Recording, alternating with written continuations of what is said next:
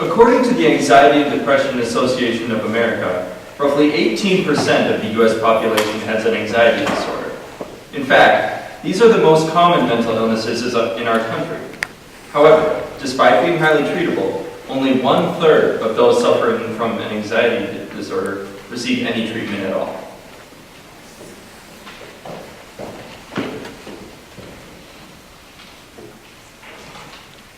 In the years that I've lived with my phobia, I've had trouble explaining what it's like.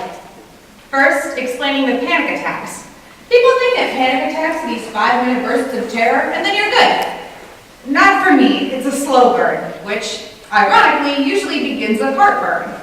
Then come the intrusive thoughts. Remember that steak you had? I bet it was undercooked. You probably had E. coli.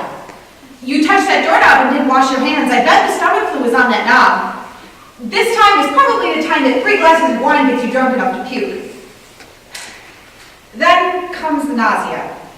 Or is it nausea? Maybe I'm hungry, or I'm thirsty, or I'm imagining things. Whatever the case, for some reason my phobia decides that this is how it feels before I throw up.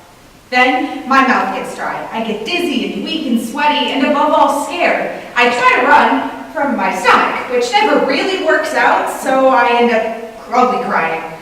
Think like Ron Burgundy, Last Case of Emotion, ugly crying. And it stays that way. Sometimes for 15 minutes, sometimes all night. I can never really be sure, which, of course, makes me more anxious.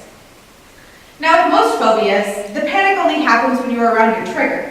That sounds nice because a lot of people can mostly avoid their triggers. The bad part comes in when your trigger is inside of your body all of the time. This means that I sometimes panic when I eat too much, or I eat too little, or I accidentally get drunk, or everyone around me is drunk, or at Chipotle because my ex-boyfriend from high school got food poisoning from the chicken there once, or at my favorite bar because my roommate once got too drunk and yacked on the floor, or because somebody said the word yacked, or because I'm so mad at myself for being afraid of the word yacked, or for no reason at all because my brain is an ass. I've tried so many things to be free of this fear that I have. Counseling, medication, a crap ton of probiotics and hand sanitizer. I have done everything. I've blocked WebMD, but Dickhead Brain MD has only one possible diagnosis. I'm going to throw up. There have been perks. Because I'm afraid to eat out, I've become a great cook. I'm always up to date on my shots, and I'm a champion of proper hand washing techniques. But sometimes I just want to eat an entire pizza and not be scared. I want a whole bottle of wine when I get dumped. I want to run races without being afraid of how hard I push. I want to know, just for now, that I'm not going to puke.